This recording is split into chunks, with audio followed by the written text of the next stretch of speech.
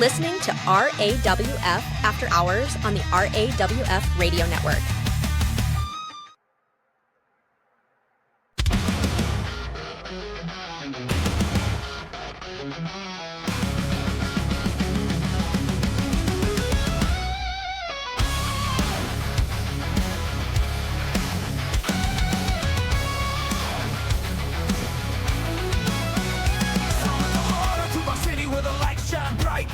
Up a ring and onto the mic.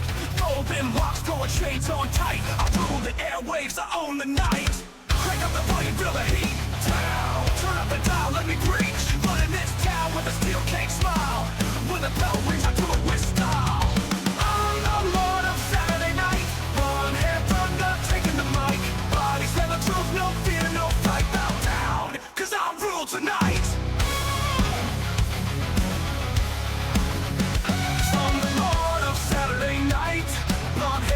Taking the mic, bodies said the truth, no fear, no fright. Bow down, cause I rule tonight.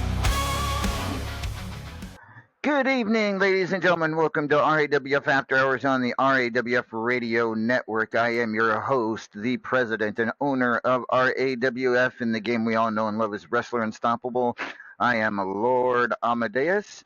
Joining me this evening, the first class lass herself. Please welcome.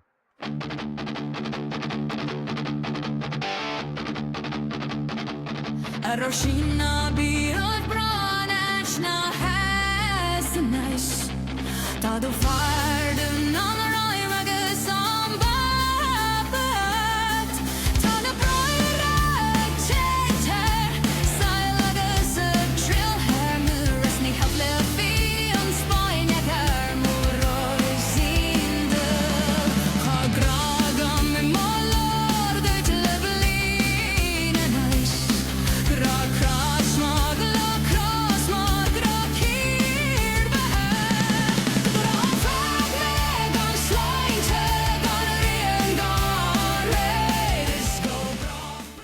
Ladies and gentlemen, please welcome Maeve O'Hare. Good evening, Maeve. Whoop, there we go. Good evening, boss man. Sorry. I mean, if you want to play my song again, I am pleased with it. How are you this evening? I'm keeping well. How's yourself? I'm well. Did you have a good week off? It was nice having a week off in the middle of the summer, wasn't it? I sat in front of my air conditioning most of the time, but yeah, it were nice. Yes, indeed. But now it's time to get ready for Tropical Aggression, which comes to us live 3 weeks from tomorrow night in Hawaii and Honolulu. I'm looking forward to Tropical Aggression. We'll get to all of that in just a moment. But first, we need to get to some GM and event reports. As soon as there we go. All right. So, with that, Paragon, you're here. Would you like to start us off? Yes, sir. It's a short report, but it is significant because it tells the tale. Last we'd set off, Starlight had a very strange path to get to 4 victories, looking like she might have earned an Ultimate Gauntlet title match. However, that was ended at the hands of DVT, and DVT has a journey of his own because DVT would then go on to face Slashy, winning that matchup. DVT would go on to his 3rd match against Joey A, winning that match. DVT would go on to a 4th match with Marquis Assad, winning that, putting DVT in a situation where all he has to do is win one more match to earn an Ultimate Gauntlet Championship opportunity. That's right, twice in a row we have people reaching number 4. Can DVT go farther than Starlight did? No, he cannot. DVT loses to Des Bryan. Des Bryan resets the board back to 1. Des Bryan is now against Olivia McInnes going into his 2nd match. Wow. So twice in a row we thought maybe we might have a contender for the Ultimate Gauntlet, but it was not to be. So the board resets, as you say. The drama continues. All right. Thank you, Paragon. tag report from Unstoppable. This is of 2 days ago. Top 5 tag teams after 3 of 6 rounds. In first place are Desaad and the Giant. In second place, the Godslayers. In third place, Uber Iced. Tied for fourth place, 2 teams tied for fourth place, and that's Dork Mates for Life and Hotness Overload. So, and round 5 was posted a couple of days ago. Round 6 is incoming very soon. So, we still got 3 weeks to get that all settled out to see who will challenge Crown Control for the tag team titles at Tropical Aggression. All right. All right, Hatfield and McCoy, ladies and gentlemen. We had a winner of both tournaments. It was a very good turnout for signups, and I was very pleased with that. But the winners of each tournament have been decided. First, the winner of the Hatfield tournament was Strangleheart. As a matter of fact, that just happened. That tournament just finished not too long ago, within the last hour. So congratulations to Strangleheart. Also, congratulations to the winner of the McCoy tournament, which was Big Papa. Big Papa defeating Chris Cage in the finals of the McCoy tournament. And now that means Big Papa will face Strangleheart tomorrow for the opportunity to face the Hatfield and McCoy champion Denzel the Giant at Tropical Aggression. More on that a little bit later, but that's your Hatfield and McCoy report. Turning it over now to our Arcana Clash GM, Extreme Enigma. Enigma, are you there? Yes, I am, LA. Can you hear me? Yes. Wonderful. Ladies and gentlemen, Arcana Clash Season 8 just got posted. Literally just got posted. I was sitting here waiting, ready to hit that button. I was eagerly awaiting.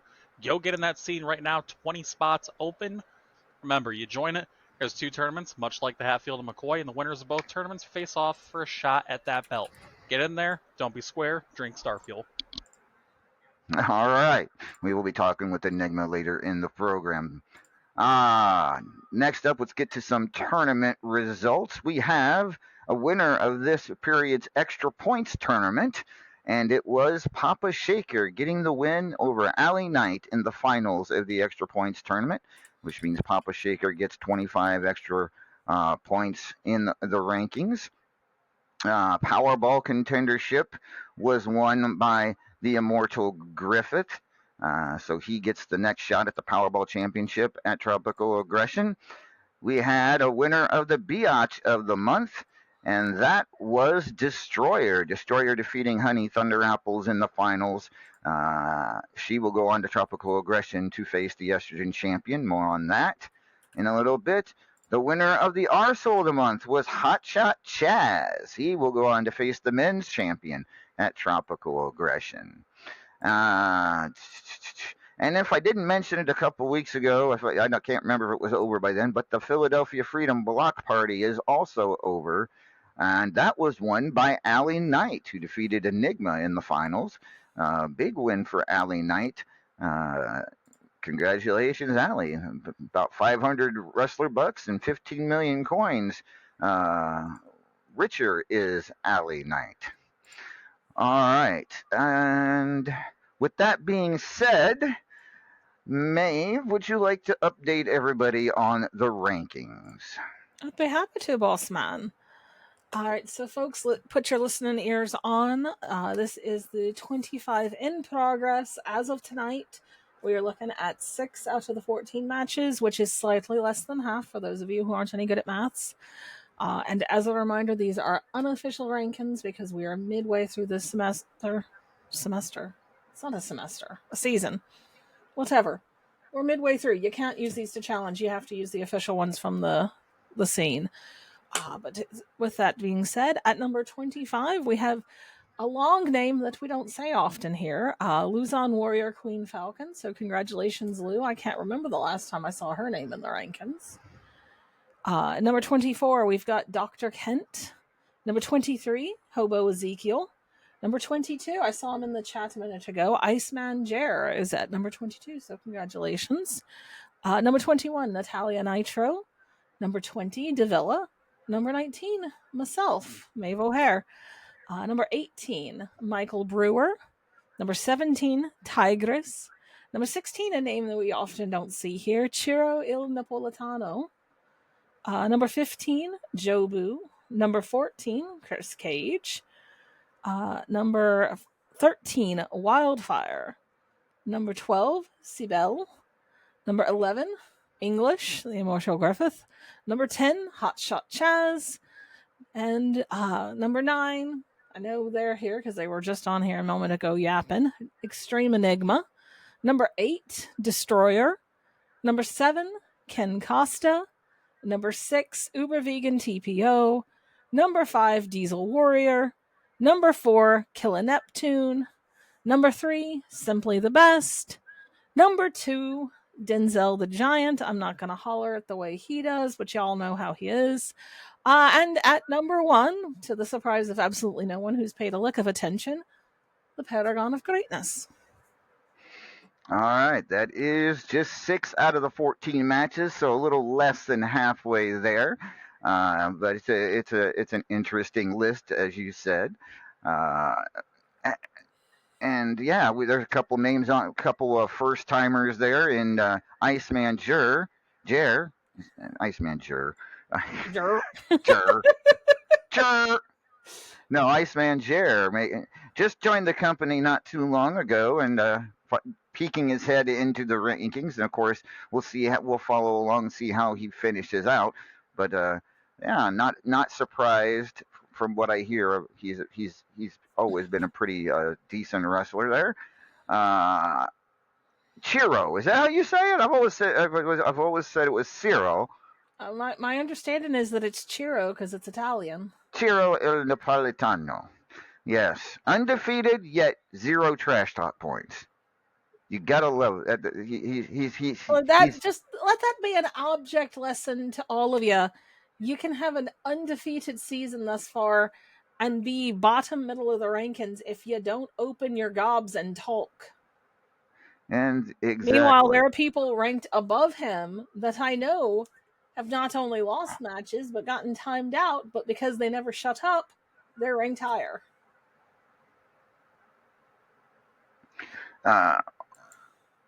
And just there are 5 people that went 6-0 in the first 6 matches. No surprise, Paragon being one of them. Well, more Corcoran just does that. That's how he is. Mm-hmm.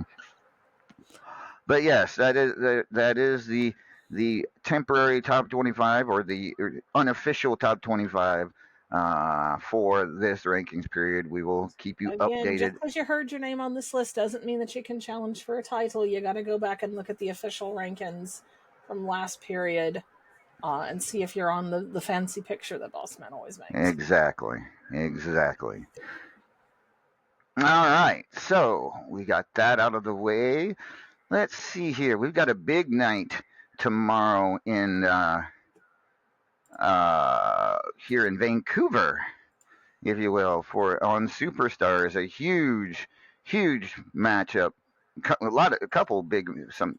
big matchups that I can tell you about. First of all, as I mentioned, the Hatfield and McCoy contendership, Big Papa to take on Strangleheart. Now, Big Papa has never held an RAWF championship before. Really? I know, and he has been in RAWF for several years. I was gonna say, I feel like one of my first matches in RAWF was against him. Yeah, I mean, he's one of those ones that doesn't talk a lot.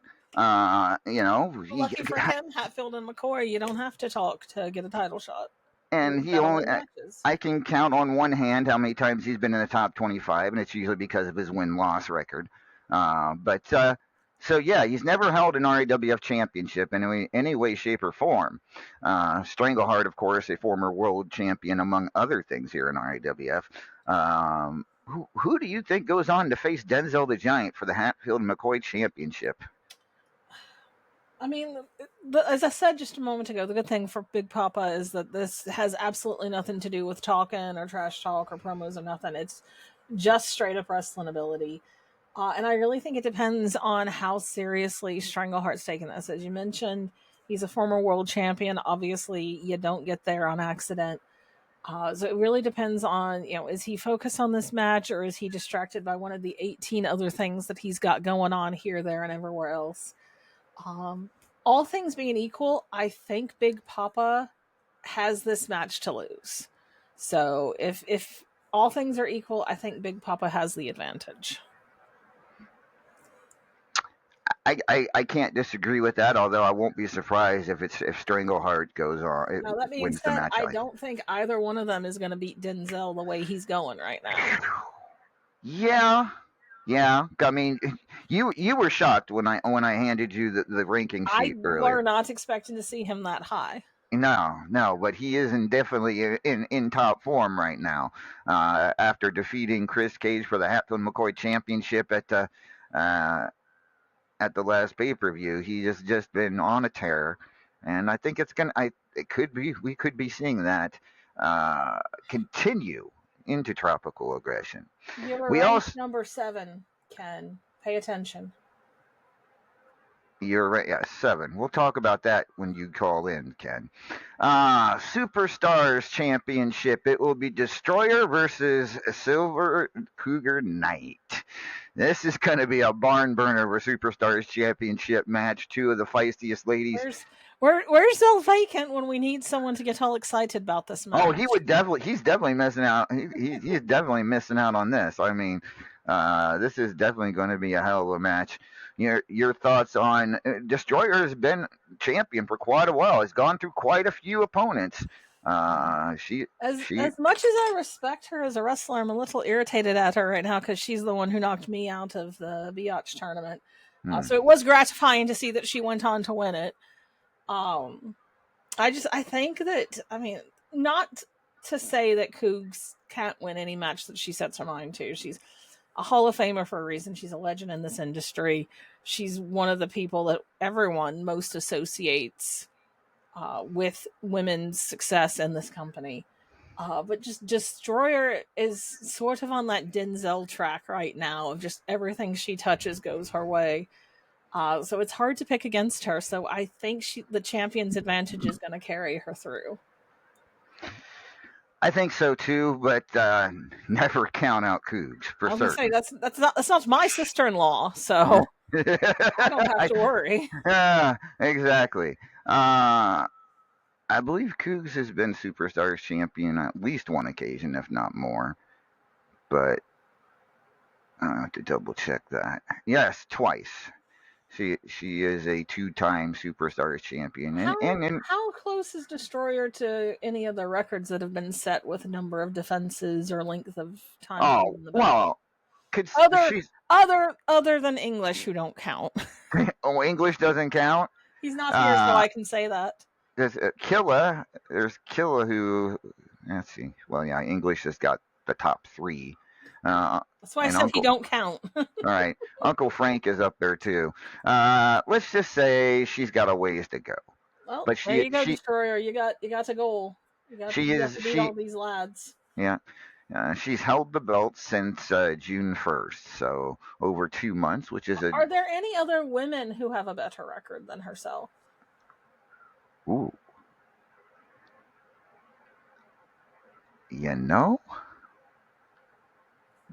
I don't think so. I'm looking, and I'm not seeing any. Because she's already set one record then. Yeah, she may be the longest reigning female Superstars champion in RAWF history. Good call. That makes you a 4-time loser, Enigma. No one cares.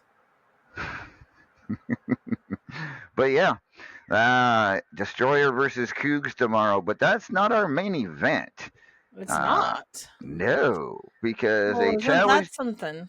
A challenge was sent out and accepted for the Platinum Dragon Championship. Our main event tomorrow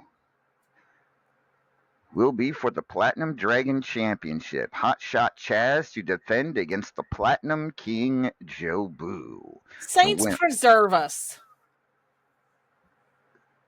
I don't ever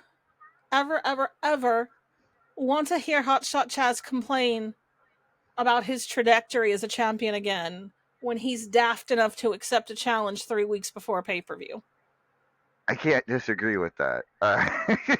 He's not allowed to whinge anymore about losing belts if he loses this tomorrow. And I'll I tell mean, him that to his face. I can't speak for everybody, and I know. And on one hand, I applaud Chaz for being open for accepting a challenge of this magnitude, but at the same time, I don't know that I would do it unless I've held the title for at least a couple pay-per-views.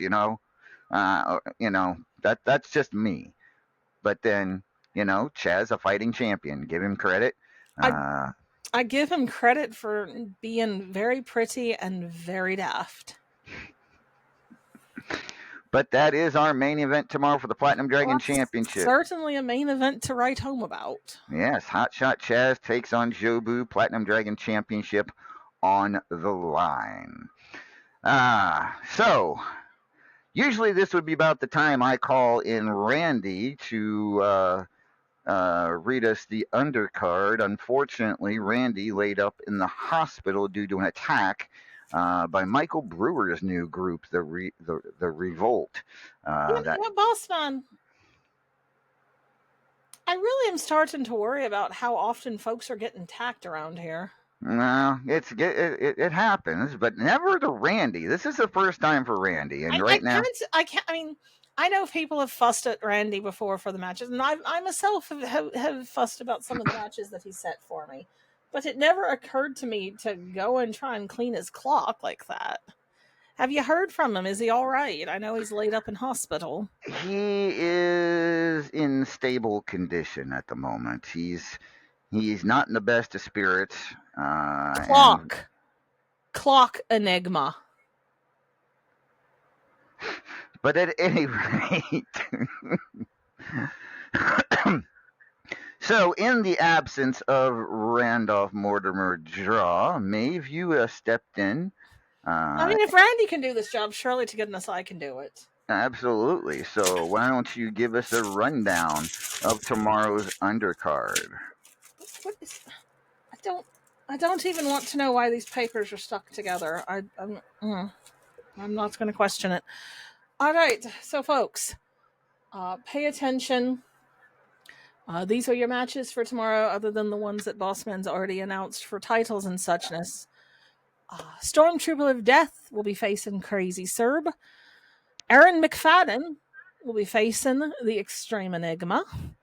Sassy Applebee's will be facing Mrs. Luzon Warrior Queen Falcon, because we needed to fit as many words and letters into one line on the marquee as we could. Wildfire versus Money Sue. My Best Friend, Scythers versus the Diesel Warrior. Dr. Kent versus Hobo Ezekiel. Badass Billy versus Olivia McInnes. My Other Best Friend, the Mancunian Maniac versus Redneck Avenger. Killa Neptune versus Michael Brewer. Watch yourself, Killa. Apparently he's in a mood. Magnificent Michael versus Chris Cage. Dez versus Davila. Knox Boogie versus the Minion. Marquis de Sade versus Sophia McFadden. Myself versus Starlight, which will be a fun match. Simply the Vest versus Sisulu. Paragon of Greatness versus Evan Deadly. Sibel versus Iceman Jer. I know you're both out there in the chat, so please don't get started tonight. Tigress versus English. Papa Shaker versus Miss Beautifatal. Spectacular versus Black Lilith. Chiro Il Napolitano versus Eerie Keeper of Snakes. Purely hate snakes, by the way. Ken Costa versus Natalia Nitro. Ubavikan TPO versus Slashy. Sean the Hitman Hurd versus The Moose. The Crippler versus Mark Caliber. Roger the Pirate versus Agent of Hate. Toxic Megatron Avenger versus The Undertaker. Alley Knight versus Dark Warrior. Rick Nelson versus Hijo del Segador. I think that's how you say that one. Just Reaper's outside kid. Hot Cheese versus Des Bryan. Tad Beaglewolf Dennis versus Andy Price. Soul Reaper versus Angel Bitch. The Razor versus Kitty Kabam. Easy one for Kitty because Razor gets distracted by pretty ladies. And Psycho Girl versus Damia. So those are your superstar matches for tomorrow. His handwriting is atrocious, boss man. You need to get him a tablet or something. I've tried to get him to do this digitally. He refuses. So, Lord in heaven. So yeah, some big matchups tomorrow for sure. And it's going to be a big night in Vancouver tomorrow. With that being said, let's now turn our attention towards tropical aggression. Comes to us live from uh, Hawaii in just little over 3 weeks' time. Aloha Stadium. And it's going to be a heck of a. It's going to be an interesting night already. It's one of my. I'm highly anticipating. First, we got the Hell in the Cell between Soul Reaper and his son Hio del Segador. Any thoughts on this one, Maeve? You know what my thoughts on this one are, boss man. I will say I hope that they don't make any last minute changes because I know you're going to great expense to get a Hell in a Cell shipped over to Hawaii. And I think it ought to come out of their paychecks. Yeah, that's right. We're gonna set the darn cell on fire. I forgot about that. You should dangle it over a volcano like you're in a James Bond film. That's not a bad idea when you think about it. But yeah, we've got that. Then next up we have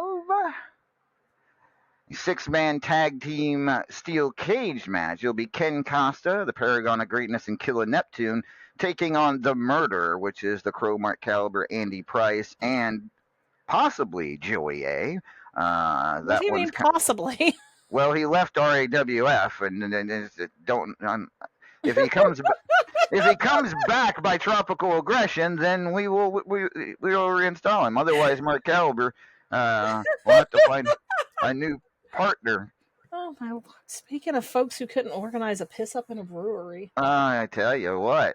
So yeah, that was certainly one of the matches of all time, boss man.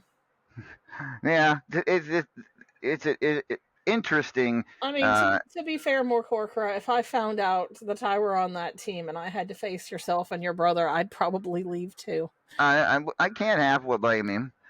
Then of course myself. There you are. Yes, you taking on Miss Beautifatal. By the way, I'll mention this but I didn't make a graphic for it yet. But Fubar City street fight between you and Miss Beautifatal. You had an open challenge scene, and I believe she was one of the couple of people that came to you. I had 2 people bite, and I decided that I would have 2 matches. So she's the one who wanted something special. She wanted a Fubar City street fight. So I reckon we're having a beach fight. We'll have a beachside bingo blast thing. I don't know. Whatever you call them. Sounds good to me. Well, we can. So I'm looking forward to it. I enjoyed my beach Fubar City match last year. It would be nicer if there were gold on the line, but beggars can't be choosy. But your other match at Tropical Aggression, it's a regular one-on-one match, but it should be a very tough match. It will be your rankings match against Davila. Of course, both of you are AWF Hall of Famers. So, anything you'd like to say about that match? I'm looking forward to that one as well. I always have good matches with Dev. I always have good matches with Miss B. I'm excited to have 2 challenging matches against 2 tough women here in RAWF. I very much believe in elevating the sport, pardon the expression, for everyone. But especially I want to remind everyone that the women here are just as tough as the men folks, if not more so. No, there's no doubt about that. We've got some really tough ones, and we'll talk more about them here as we go on down the line. We've got the Champions Choice Championship on the line. Aaron McFadden has chosen Strangleheart as his opponent at Tropical Aggression. That's certainly a choice he made. That's a choice he made. Has he given you the steps yet? He has. It's an Aaron Says match. But basically, sounds kinky. Aaron dictates what moves and defense Strangleheart uses every set. Strangles agreed to this. Yes. This is basically Aaron tells him what to do and he has to do it. I don't kink shame. I will definitely, in this case, kink ask why. No. But then I say that and I look at that graphic and I remember that Strangles wears a bunny gimp mask, and that might answer all of my questions then and there. So it'll certainly be an interesting match. I hope he doesn't wear that at the show though, because that's going to be awful hot in the Hawaiian sun. Yeah, indeed. So that's your Champions Choice Championship match there. Next up, let's talk about the Powerball Championship. This one gets interesting. Sassy Applebee's defending the preserve us. Sassy defending the Powerball Championship against the Immortal Griffith. This one's very interesting for several reasons. First of all, the last time Griff held the Powerball Championship, he lost it to Sassy Applebee's. When was this? Last year at Tropical Aggression. He is not going to be best pleased if he hasn't already realized this. I'm sure he already knows, because I mean the Powerball Contendership tournament was well over a week ago, so he should know by now. But yeah, this is basically a rematch from last year's Tropical Aggression Powerball Championship match.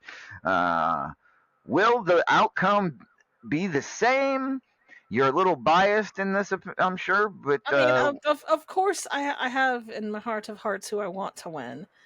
But to quote someone I respect at times, Reality Guy says that what has happened in the past is likely to happen again. And Sassy has proved more than most in this company to have English's number when it comes, especially to tournaments and title matches. And seeing as this is a title match that he won at the end of a tournament, I don't know if that cancels out or doubles the effect. So I reckon we'll see. I think it'll be a good match. Of course, I want my tag partner to win, but I wouldn't lay money on it. We find out at Tropical Aggression. It is not Griffith's only title match. We'll talk about that in a second. Next up, we have for the Estrogen Championship. This is another one that El Vacant is going to be sad about missing, or at least talking about this week. I feel like he'll be back in time for Tropical Aggression. Oh, I'm certain he will. But it will be C-Bell defending the Estrogen Championship against Destroyer. What are your thoughts here, Maeve? I think you're going to sell a lot of merch for that match. I think you're going to have a lot of views for that match. I think El Vacant's going to be in the front row. I think it's going to be an excellent match. And I think that we're going to see a new Estrogen champion. This is not to slag off on Sibel at all. I have a lot of respect for her. I've had a lot of good matches against her. I was hoping to face her myself for this belt.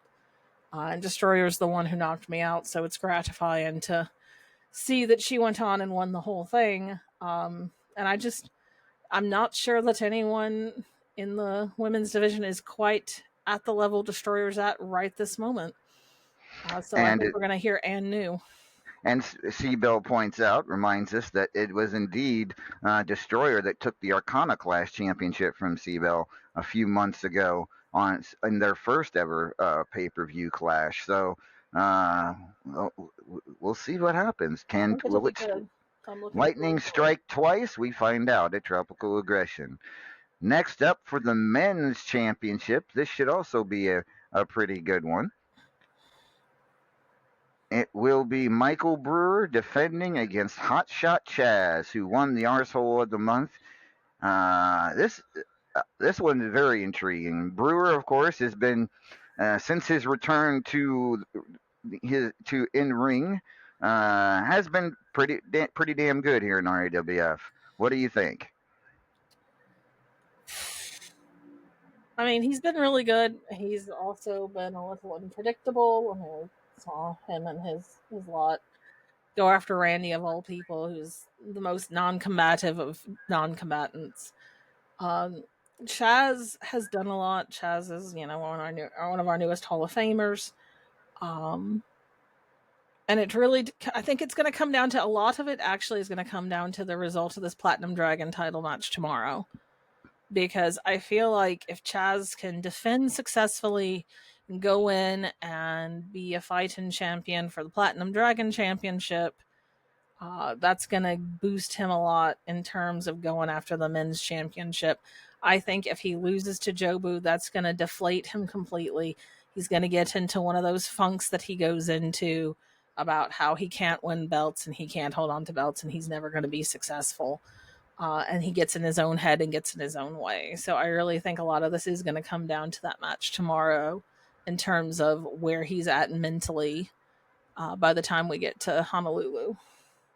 That's a fair assessment. And you're right. It's going to be all about mindset. Is Chaz still Platinum Dragon champion going into Tropical Aggression when he faces Brewer for the men's championship? That could make it. You're definitely right. That could make a difference. We find out in 3 weeks' time. Next up for the Multimedia Championship, Seabell. She definitely does not have it easy at Tropical Aggression.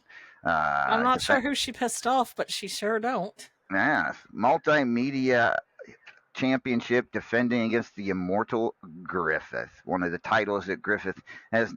I don't officially. I do not believe he's ever held this championship, so it's something to add to his trophy case, and we know how much he wants to add to his trophy case. Vain creature. I'm sorry, I'm not even going to pretend to be unbiased here. English all day, every day. And maybe if I ask real nice, he'll let me hold the belt after he wins it. Yeah, you don't. I'm not doubting you. I'm more invested in your opponents. It's not that I have any doubts that you're capable of these things. I, of all people, know what you're capable of. It's not doubting you. It's having more faith in the other person. And Seabell Sai won the title back in June, and so from Enigma. So hasn't had it that long, but we'll see. This should be a very good match between those two. I can't say that I agree with you, Ken. I think there's plenty of friendship when it comes to gold. Maybe not for yourself, but you have to decide where your values lie. Triple Crown Championship. The unsettled Chris Cage defends against the Platinum King Jobu and Money Sue. Could be interesting. This one could also depend a lot on the Platinum Dragon Championship title match tomorrow, couldn't it? I think it could, but I think more than anything, this match is going to wear out everybody else's eardrums. You got three of the chattiest people in this entire company in that match. I mean, this is true. This is true. You definitely got some egos. You definitely got an ego in Money Sue. Pretty big ego in Jobu. Chris Cage, I don't know if his ego is big so much as he just has a lot. He likes belts, and also he's got his girlfriend to show off for. Yeah, I don't see Chris Cage losing this. I really don't. I mean, one of the things that's always tricky about Triple Crown is that the champion really does have to lose more than anyone else has to win, and that's the advantage that Chris Cage has. And I wouldn't pick against him in this match, especially not with that lot he's facing. I feel like if Jobu wins the Platinum Dragon Championship tomorrow, there's no way he wins this match, because he's going to have to worry about defending the Platinum Dragon Championship. Money Sue, I could see doing it if he's at his best. If he's on the top of his game, I could see him winning the Triple Crown Championship, but only if he's totally invested in it. Chris Cage, I'm predicting retains.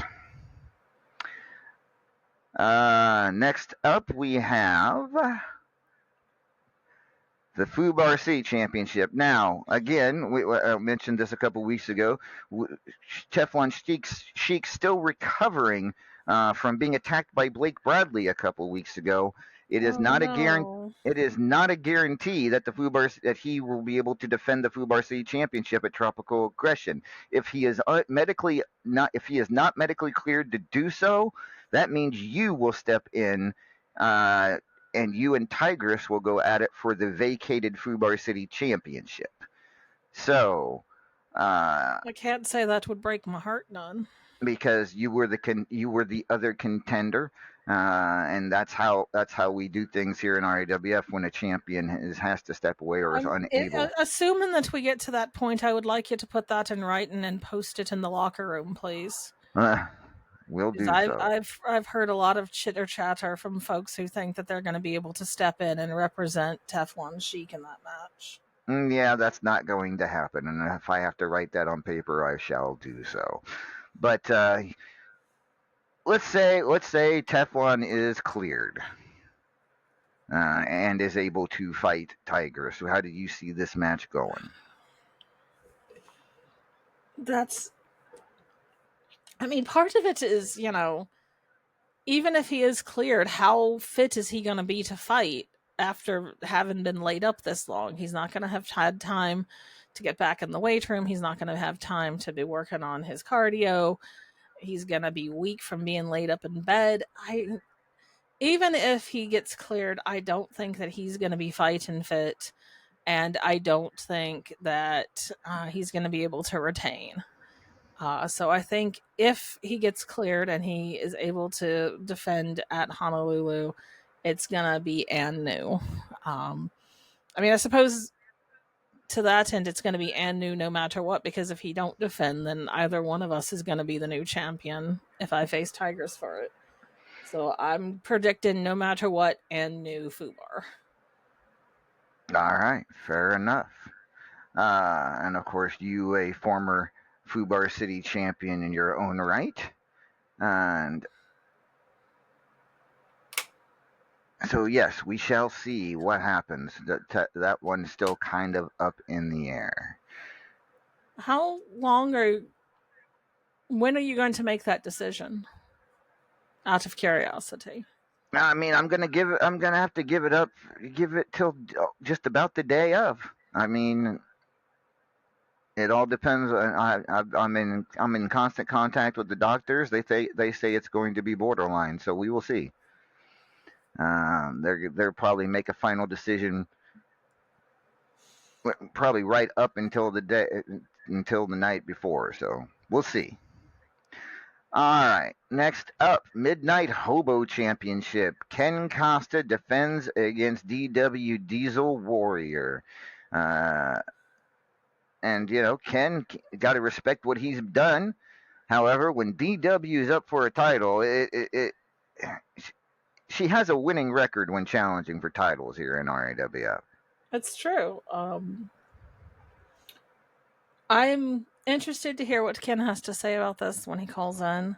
I'm interested to hear what he's thinking going into this match. I do have a soft spot in my heart for the Midnight Hobo Championship, despite the fact that I'm still trying to pawn off some of those cases on unsuspecting folks. But I think if Ken goes into this focused and ready to fight and, showing us this newer side of himself, I think he's going to retain. But he can't overlook DW. I know some folks want to make jokes because sometimes she seems a little confusing. Sometimes she doesn't quite seem to be on the same page as everyone else. But when it gets down to it and she's in a title match, she is dangerous. And you can't afford to overlook her. So that's my advice to you, Ken. And these two did have a confrontation earlier this week on a house show. So if you haven't seen that, the scene is up in RAWF. It is labeled Ken's visit to a house show turns into a war of worlds, which I think he meant war of words, but maybe he's saying that at least one of them is an illegal alien. I don't know. But yes, we will talk. Hopefully, we will be speaking with Ken Costa here in just a little while. Next up, we were talking about this guy and how well he's been doing. You have Simply the Best defending the national championship against Denzel the Giant. Denzel right now looking better than he ever has before. What are your thoughts, Maeve? No, after everything we've said about Denzel, is he the one? I think he's going to unhinge his jaw and swallow STB whole. No, in all seriousness, I think that this is going to be a really good match. Denzel has been on quite the tear lately. But if there's anyone in this company who can slow him down, it's someone like STB. There's a reason STB is always in the top of the rankings. He's always in the conversation for, one of the big titles, the national, the platinum, the world title. He's held the men's title a slew of times. I think champion's advantage is his best hope here. But I would not want Denzel the Giant gunning for me or my belt right now, not with the shape he's in. And Denzel, it would not be the first. Right now, Simply the Best is the longest reigning national champion in RAWF history. Let me point that out. As a matter of fact, he won it at last year's Tropical Aggression. So we're talking about a year-long national championship reign from Simply the Best. No one's even come close to that. The closest anybody's ever gotten was 217 days, which was a tie between Lady Vex and Chris Cage for the longest reign, second longest reign in RAWF history. But nobody's come even close to his. It's gonna be over 300 days, well over 300 days by the time Tropical That Aggression. is a long title reign. As someone who's held belts for nearly that long, that's a lot of work. There's no diminishing that accomplishment. That's not something that's easy to do anywhere, but especially not in a company like RAWF. Yeah. And as I said, I believe Denzel has somewhere in the past ended someone's long reign before. I'm looking for it, but I can't find it. But Sounds like the sort of thing he'd do. Yeah. I'm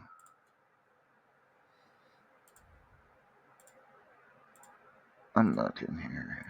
Now, I know Denzel is a two-time national champion, and the first time he won it was at Tropical Aggression in 2021. So a little history there as well. We shall see. Should be a hell of a matchup for that national title at Tropical Aggression. And then, of course, we do not know for sure who the Platinum Dragon champion will be at Tropical Aggression, but we do know the challenger. It will be Killer Neptune, looking to add to his already record amount of times holding the Platinum Dragon Championship. If it weren't for the fact that it's a memorial title, I'd say you need to change the name and just name it after Killer. Yeah. He is a 6-time Platinum Dragon champion. As it is, could make it 7 at Tropical Aggression. Do you think it depends on who wins that match tomorrow, or do you think Killer walks out as champion no matter what? I don't think it matters much. I think it'll be a different match depending on whether he's facing Chaz or Jobu. But I wouldn't pick either Chaz or Jobu over Killa in a Platinum Dragon title match. You can't argue that logic. I mean, it's almost a given. I don't know. There haven't been too many Platinum Dragon Championship matches that Killa has lost, although he did lose one to DW, a couple to DW earlier this year. So we shall see. It should be a great match either way for that Platinum Dragon Championship. And then in the main event, it will be Blake Bradley defending the World Heavyweight Championship against the former champion, the Paragon of Greatness. Paragon looking to hold the world title for I want to say 5th time? Is that right? Yes, it'll be 5th. And Corker, how many times have you held the belt?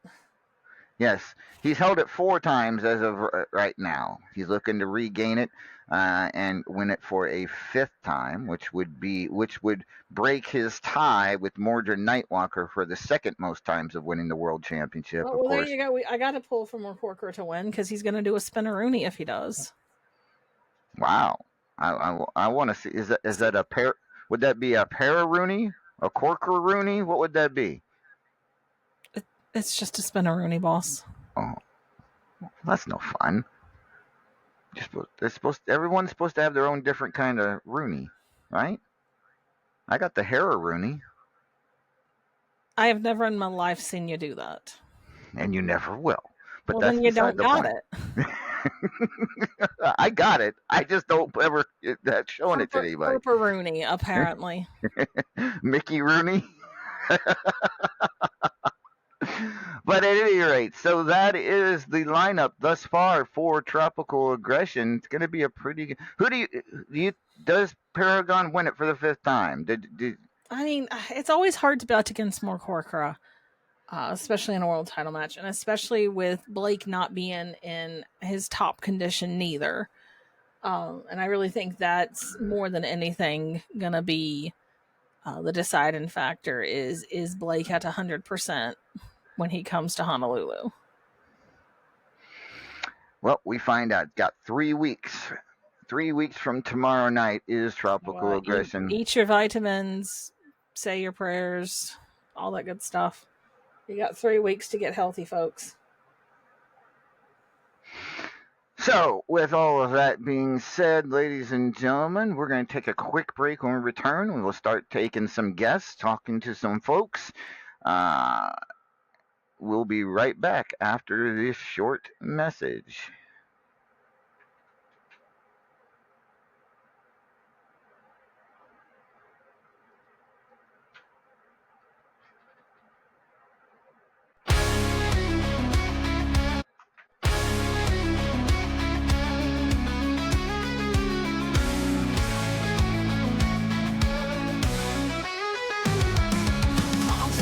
But the skies are dark.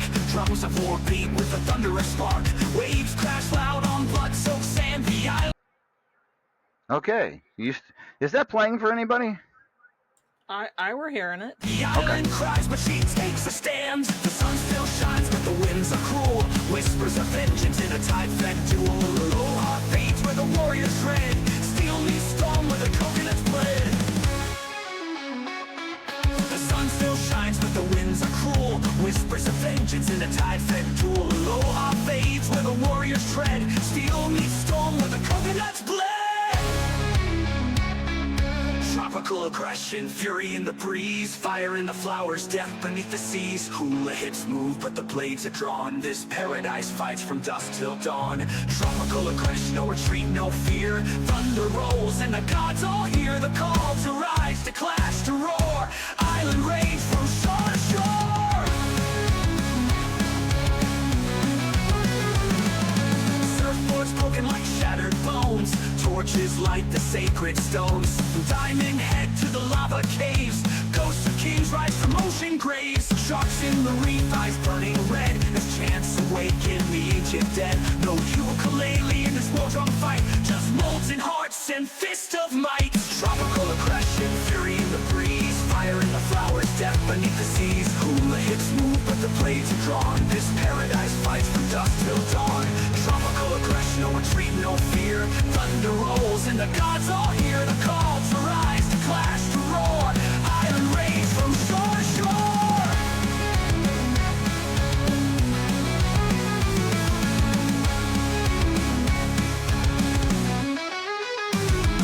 Canoes ride high on waves of wrath. Warriors carve a crimson path. Nature's beauty turned to flame. The jungle chants a battle's name. Hey, the volcano, hear us scream. This is no islander's peaceful dream. Tropical aggression, destiny's demand. Fight like the tides, take back the land. Shells are blown and spears take flight. Honor burns in the island night. Tropical aggression, the legend is alive. In the heart of the storm we thrive and survive. On sacred ground, beneath moonlight's glow. The battle ends, but the embers grow.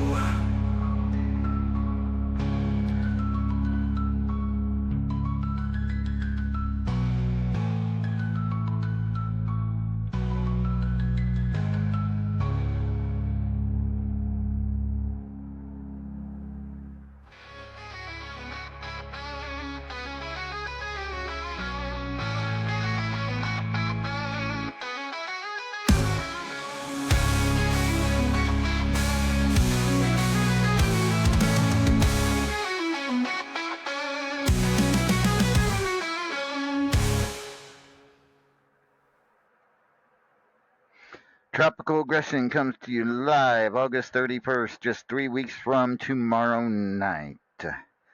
And you got a big night there, Maeve, and possibly a bigger night than we know. We still don't know the Fubar City Championship status as of now. But talk about where do you want to talk about, Davila or Miss Beautifatal first? I'll talk about Dev first because she was the one who challenged me first. And I've got more of a history with her. I've been facing her not only in RAWF but also in the Indies as well for years. And I've got a lot of respect for Davila. And I know that, some people are going to say, oh, well, that's, it's the Rankins match, so it's more important in that sense. But it's, not the exciting match because it's not a Fubar City match. There's no gimmick to it. It's just us two going at it and having what I expect is going to be a real good match. But I think in terms of the guaranteed matches, it's the one I'm slightly more excited for because I'm facing a fellow Hall of Famer. And because it's someone that I know so well and I know that I'm going to have a good match with her. So I think, and this is not to slag off on Miss B, this is not to say I'm not taking that match seriously. I'm looking forward to that one as well. It'll be a return to form of, having a bathing suit match out on the beach for Fubar City Rules. So I'm excited for that because I had a lot of fun with that last year at Tropical Aggression, I think. I think I remember that. It were a weird time in retrospect. I heard that I got a little carried away at some points. But anyway, I'm looking forward to both matches. And I'm going to preemptively blame Boss Man if I end up in the Fubar City title match and don't win, because I'm not being given any preparation for whether or not I'm actually going to be in that match. Thanks, Boss Man. You're welcome. All right. Well, it should be a very exciting night for you either way. But possibly, just possibly, but we won't know for. I'm going to have matches against two women I respect no matter what else happens. So yeah. I'm excited. All right. Well, our next guest is the reigning Midnight Hobo champion. Ladies and gentlemen, he's got one big title defense at Tropical Aggression and possibly a six-man cage match. Let's talk to the one and only.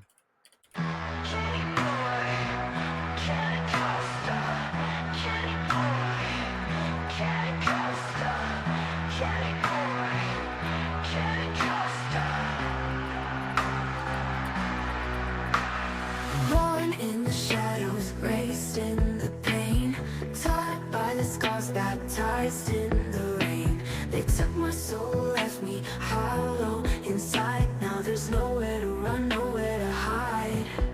Every scream they gave, every tear I bled, built the monster that they now dread. I'm the beast within, unleashed tonight. No mercy lives where there's no light. Run if you can, but you'll never win. There's no. Ladies and gentlemen, he was here. Apparently he might be having some technical difficulties. All right. Well, then we'll try to get him back later in the program. With that being, oh no. But what's that? I just saw that Mark Corker said he might have not realized that if you hit refresh, it disconnects. Yeah, this is not like other services. If you refresh, it makes you sign back in, you lose the chat and everything, and it disconnects you. So don't do that if you can help it when you're on the line with us. Right. All right. Well, let's talk to this man. He's facing his son in a Hell in a Cell match at Tropical Aggression. Ladies and gentlemen, please welcome.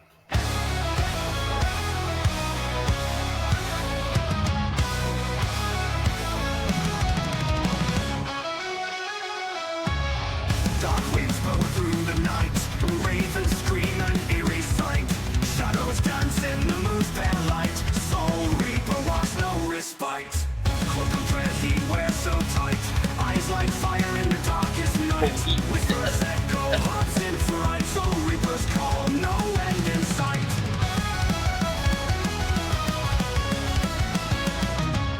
Cloak of dread he wears so tight, eyes like fire in the darkest night. Whispers echo, hearts in fright, soul reapers call, no end in sight. He takes the lost, no remorse, guides them on their final. Ladies and gentlemen, the Celtic Nightmare, the Soul Reaper, joining us here. Good evening, Reaper. evening. What happened to... Where's El Vacant been lately? He's a busy man. He didn't get attacked too, did he? I No. would not want to be anyone who tried to sneak up on El Vacant. Have you seen the size of him? Yes, I have. I've been in the ring with him. He's a big fella, and no mistake. I wouldn't want That's to. a good point. I mean, I reckon if you had a whole slew of folks backstage with you, then maybe you could try it, but I wouldn't recommend it. But my understanding is that he has gone over and is getting some stuff set up because there's special licensing and things he needs to do to get all his supplies over to Hawaii because it's hard to get things shipped over there. So I assume he's doing that, and we're going to have some like delicious pork tacos or something. Oh, that doesn't sound too bad. Before we get started on my son, Paragon, if you're still in here, you might want to look over your shoulder because I've got it on good authority that an old foe of yours might come calling. And it's not me this time. I mean, that could be anyone for the last several million years. You got to be more specific. It's a ghost from his past. Ghost. Don't you be bringing no ghosts in here. I purely hate ghosts. I'm not too crazy about them I ain't afraid of no ghosts. I'm not too crazy about vultures either. But at any rate, so let's I have talk. it on good authority that birds are fake. I have it on good authority that dinosaurs aren't extinct because birds are descendants from raptors. Well, I have it on good authority that moose jerky is banned from the studio. You ever bring it back? It took us a week to get the smell out of here. Yeah, Paragon, you didn't get attacked by Mama Moose. It were truly awful. I don't think that was meant to be eaten. It's nothing you should eat smells that way. I forgot I had Paragon hold on to it for me. Yeah, well, like I said, he didn't get the shit stomped out of him by Mama Moose for that, did he? He looks like he's all in one piece. You didn't get attacked by a moose, did you, Mokorkra? Oh, he's not hiding hobo in that singlet, is he? I think you'd notice. Hobo's also rather large. I know. I've been in the ring with Hobo as well. Maybe that's why the moose jerky smelled so bad. Maybe Hobo had something to do with that. Okay, yeah, back on topic. Sorry.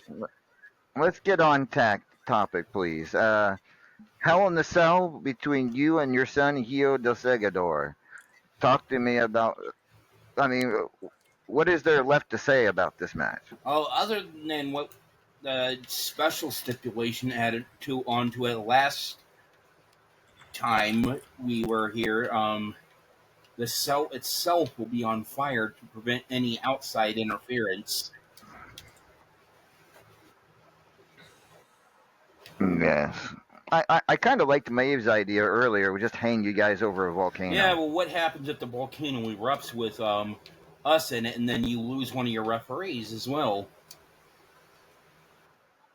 We'll have an electronic referee, and it's a risk I'm willing to take. I think the stadium will be just fine. I've signed a waiver with the University of Hawaii to take all responsibility if something happens to the stadium. Oh, well, that makes it all better then. Yeah, for once your insurance premiums aren't going to go up. Also, a substantial amount of money too.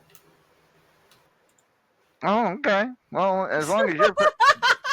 Paul Spencer's like, as long as it's not something my money. About yeah, it's not my money. A new building or something. I don't know. At any rate, talk to me about your relationship with Olivia McInnes. Oh yeah, that. She's one of the hounds of hell. I thought you were going to say she's his child's mama. No, I honestly do not remember who Hio's mother is. Then how do you know? I'm assuming that you haven't just tried asking him. I don't think he's getting in any mood to tell me who she is. I doubt even he remembers. Maybe you should make that a stipulation of your match. Maybe. If you win, he has to tell you who his mama is. I can try, but I don't know if he'll go for that. But there's also two other members of the Hounds of Hell. There's also Roger the Pirate, my tag partner, and then Olivia's tag partner, Sophia McFadden.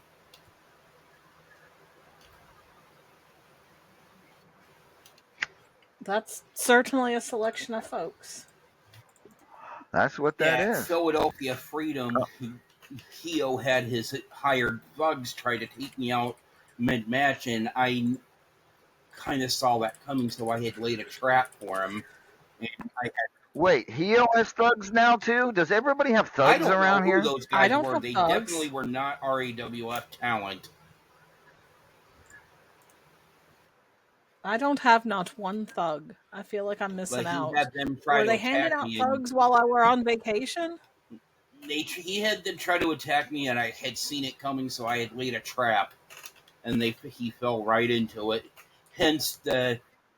What did you put a taco from Elvacan's truck under a box with a string on it? No, that's not a bad idea to distract him. Hio does have a thing for tacos. I mean, Vacan's tacos are quite good. Yeah, I still want to know who spiked my tacos with boom sauce the last time I had those things.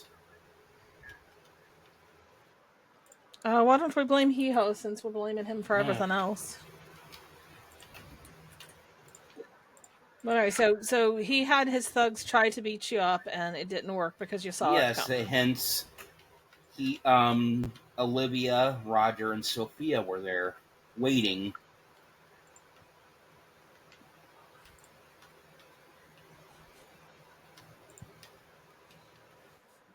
Okay. Well, with that being said,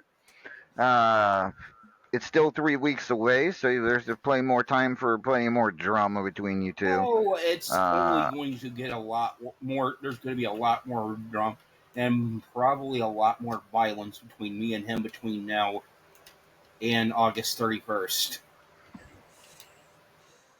I don't suppose it ever occurred to you to just behave yourself and mind your business until then. I know that, but I don't think I can get that through his thick skull with that mask he wears. I know plenty of folks who have masks and act like they've got some home training. Now, this boy don't listen. Although it seems though that to be fair, I don't know why he should listen to you. It does seem though that the whooping he got from that belt had a significant impact on him, because he hasn't been seen much or heard from much since then. All right. Well, Reaper, like I said, it's still 3 weeks away, so you have plenty of time to, I don't know, prepare. And who did we say you're facing tomorrow? He's facing Angel Bitch. Angel Bitch. Oh, so, that'll be a good match. Yep, should be. She's a solid in-ring worker. All right, well, Reaper, unless you had something else you wanted to discuss, it's time to move on, and thank you for your time tonight. We'll talk to you again soon. I'll do it. All right. That was the Celtic Nightmare, the Soul Reaper. Family drama. You gotta love it, Maeve. I'm so glad that I don't have to deal with any of that out of my own family. Right? All right. Next up, let's bring him on while he's here, since he seems to have made his way back. Fantastic. Ken Acosta. Let me get this up here. There we go. Ken Costa is here, ladies and gentlemen, your Midnight Hobo champion. Good evening, Ken. Hello, boss. How was your SummerSlam? It was good. I enjoyed it. It was a good weekend. Me too. So, Ken, Oh, you're not first, going to say hello to me, Ken. Oh, Maeve! I know I'm not your type, No. but you could at least say hello. No. I am very happy to see you here now. Oh, hello, Maeve. oh my goodness, he's very excited about that. All Well, right. before we get started, Boss, he did say something earlier in the chat, and I wanted to hear it from his own lips. So you said that you're the only person here who can say sheikh properly, so I'd like to hear you say it. Okay, in the Arabic accent, it's not sheikh, it's sheikh. Sheikh. Oh, you got it right. You got it real good. Oh yeah, Sheik. we've got a lot of that same guttural sound in Gaelic as well, so it's easy for me to make that sound. Bossman's going to be over here hawking up a hairball. Shake. Boss. Stop the shit. Stop. Anyway. Well, Well, speaking of, thank you for informing us, and also I will take you up on that offer of a falafel at any point because I do purely love a falafel. You're all welcome. but at any rate, speaking of shit, Ken, I need to give you some shit. Where's my popcorn when I need it? Give me something. And I'm gonna give you some shit. Give me.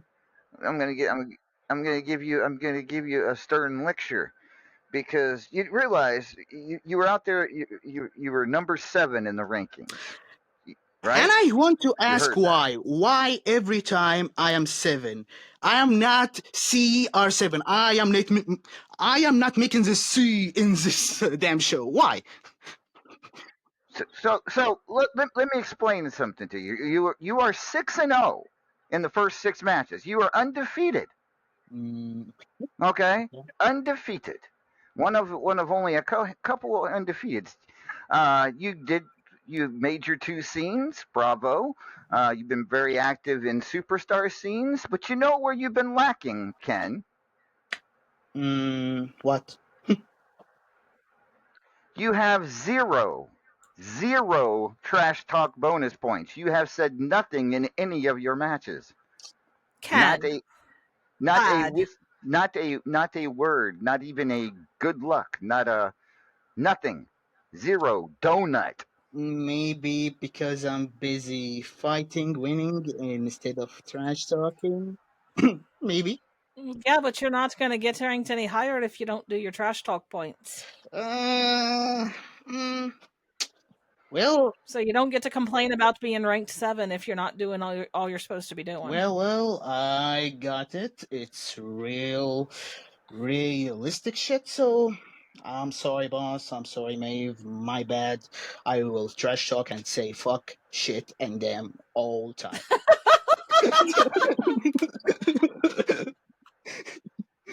Well, all I'm saying, if you realize all you have to say is good luck, you get a point, right? You know that. If that's the only thing you say in a match, that's still 1 point. Okay. All right? Okay, next match as the trash talking rankings, I will say to my opponent, good luck, you son of a bitch. I think you should get at least 1.5 points for that. There are no half points, and no. But and cursing. I don't care if it's cursing. That's your own. As long as that ain't all you're doing. But I'm going to put it to you this way. If you had said good luck or good match, if you'd gotten 2 points just for saying good luck and good match in every match in all 6 of those matches, and that that's you'd be up to 4th. You would be in 4th place. Doesn't make me happy too. I need 1 or 2. I want the world title picture anyway. But it's okay. Well, then you're going to have to start writing a book in there. It's okay. I got it. I got the reason. I'm good. Can I give you a piece of advice, Ken? Last time you gave me, I took a great beating, but okay, sure, go on.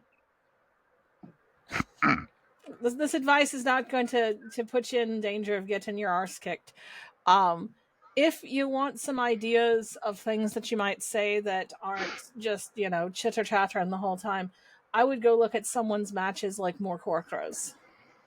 Because I know he always gets full trash talk points when he tries.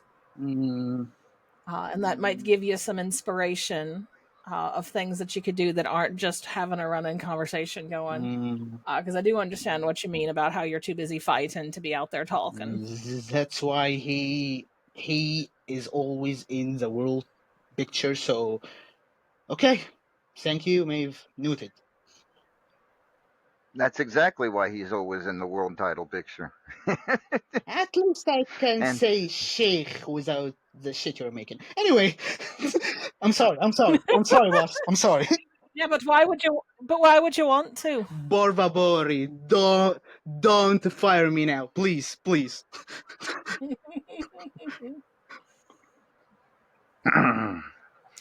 Hey, stuff a falafel in your mouth. Anyways, hey, I am. hey, no. All right. Let's get back on. I'm done giving you shit about this. So let's move on. But yeah, you would definitely be a lot better off if you just even said a couple things and rematch. But I am that is joking, what you it know. is. Let's I am joking. yeah. So, Let's talk about hey, let us talk let's Let's talk about the Midnight Hobo Championship at Tropical Aggression, you and DW. And you two had some words earlier this week at the house show. She definitely seems to be ready for the challenge you for that Midnight Hobo Championship. What are your thoughts on facing DW? DW. You know that I was joking, right? I'm sorry if it made you mad. Anyway, uh, DW. I know that I'm called the underdog in this fight, but why? Because DW is here before me, so and she has so much experience because she's tough, wild, had her self bride, and unpredictable. Great, a big challenge I have for sure. But why do the fans boo for me and cheer for her? All of these reasons will not make it goes like They're called tits, Ken. maybe too. But when it comes to me and DW and hey boss, I I made the segment right. It's a war of words, not words. But I won't waste time on this shit repeating. You can read this, but for now, DW, maybe she is the tough one, but I fought big tough men like Griff, Baragon, Mark Caliber, Blake Bradley, Chris Cage, even Maeve over here. And I'm not a big tough man. but you're cute. Anyway, I am. Thank you for noticing. let's see. Well, I faced all these tough men and I defeated most of them, except Griff. Maybe soon. DW is wild. I beat the most wild one in this industry, the Unsettled himself. Had good ego. Kiss my big Kenny. I have defeated the most egotistical guy, and by the way, he's a champ now. So, and when it comes to say DW is unpredictable, well, not more than King Costa doing all this shit for a whole damn year. So, what does makes you special, DW? Well, no shit that I know that you can take the title. No shit that I know that you can hit me hard. But I pack fire one punch with 100. I pack fire one big loss with many big W's. And that we have one big month just before I make it reality. DW Ken Costa, the hot momentum talent will make it true. Thank you, boss. All right. That was Ken Costa, the reigning Midnight Hobo champion. Big match with DW at Tropical Aggression. Uh, I mean, and I just want to elaborate on what I was telling him before. You know, you can go undefeated and not say a word and not make the top 25. It happens. It's happened And more I'm than once. yes. Stop mocking me, boss. Now. I'm not. Well, I wasn't talking to you directly. I was talking to everybody. Just saying. That's for all the folks playing at home. I'm feeling really, really embarrassed now. I'm shy now. Thank you, boss. Okay. No, you're not the first person to have this concern. You're not the last person. We have had people who have pitched bloody fits because they're like, "Oh, I'm undefeated." And it's like, yeah, and you hadn't opened your mouth once. Oh God, I told. So it's not just yourself, and I think it's always good occasionally for Bossman to reiterate. If you're confused on how points work, you can always go look at the company concept, which is very helpfully located on the company page. And you can also always reach out to Bossman if you have questions about how things are scored or why you got a certain number of rankings points. Bossman is very sweet. He's very kind. He's very approachable. He's not mean like myself. He won't yell at you. So if you have questions about how rankings work, please feel free to reach out to Bossman and he will explain it. Indeed, absolutely. I have never turned down a request for anyone just for me to explain why they're ranked And where and if why. for whatever reason you're embarrassed to ask Bossman, you can always reach out to Morcorcra because he's here to help. All, And he knows almost as much about how the rankings works as Bossman does. all hail to LA. Truly. Thank you, boss. You're welcome. That is Ken Costa, ladies and gentlemen, your Midnight Hobo champion. Whoa, whoa, whoa, And whoa. Wait, wait, we will. wait. I think you missed the mark. The mark in my other match. Oh yes, you're teaming up with the Paragon of Greatness and Killer Neptune in that six-man steel cage match. But we don't know exactly who all is going to be teaming with Mark because one of the people he said was going to be teaming with him left the company. But let's say that it is indeed Joey A, and that Joey A will return to RAWF to at least fight in this match. Uh, I, I think I kind of see this as a one-sided affair, don't you, Maeve? It's about as two-sided as a piece of paper. It this let me explain the difference between the team that Ken here has assembled, and it's a fine team, by the way. Congratulations to yourself. And the team that Mark has behind him. You could give me €1,000,000 to bet on Mark Halber's team, and I would not take that bet. Oh.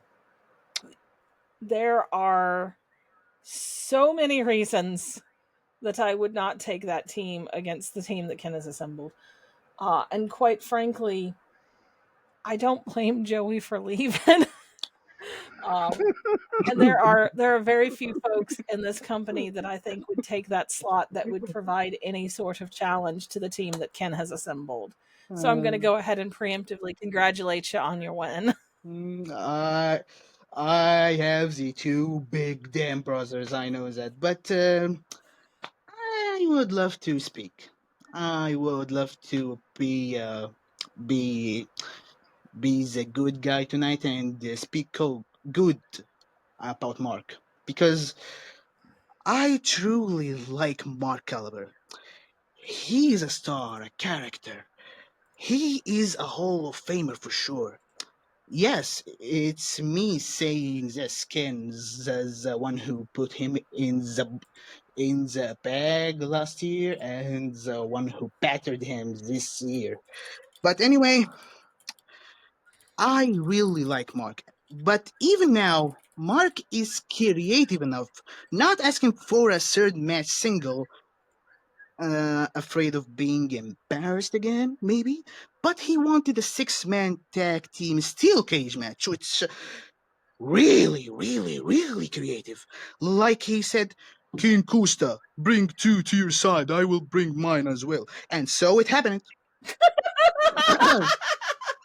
uh, That might be the funniest White Collar ever. anyway, I'm sorry, I weren't ready for that. anyway, and so it happened. Got my two, and not any two. They are the brothers. First one is the Paragon of the Paragon. He, the big purple guy. And as I said many times before, he is the only friend I have. And he is the only guy I can give him trust. And I know he is now doubting me. He doesn't like the way I have now, but I can't deny. Sometimes I hate myself too now. But anyway, he just made the choice to be with me.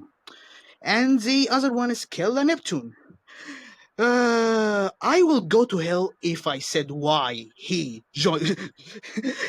I would go to hell if I said why he took the chance to be with me. Nobody knows. Not me, not P, not Maeve, nobody. Only he knows. But anyway, Neptune is He probably thought it was the funniest thing he could do. maybe. Anyway, Neptune is a special guy. He is not that big talker, but he is more big fight filmmaker. And so me and Neptune on the same fight field, allies. It's wonderful. So we fight, we conquer, we kill a nest of crews, and then we split up. Kella for the platinum, Baragon for the world, and Kenny for the hobo. Nice.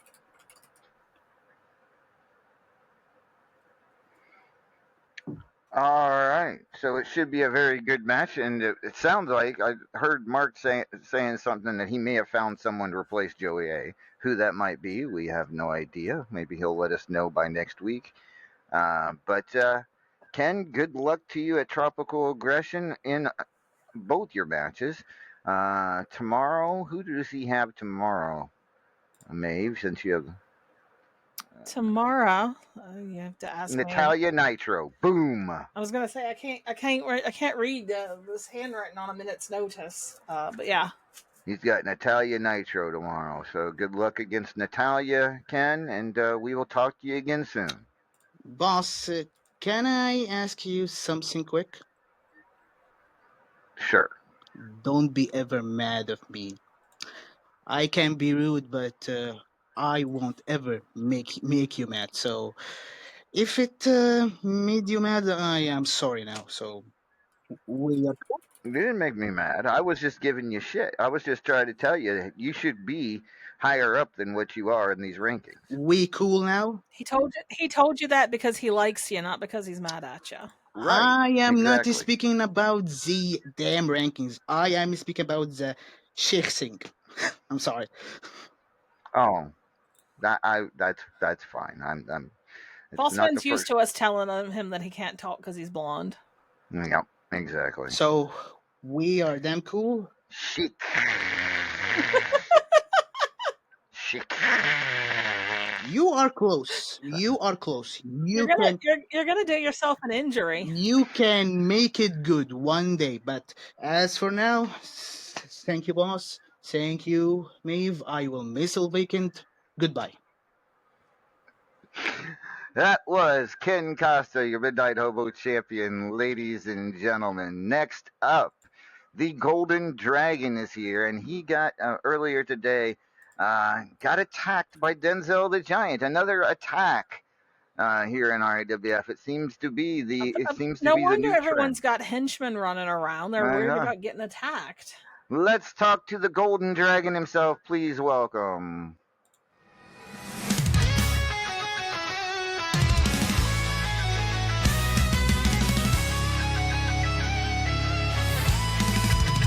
He walks in silence, storm in his veins, steel in his eyes, unchained by pain. Scars like metals, carved in flame. They whisper one word, they whisper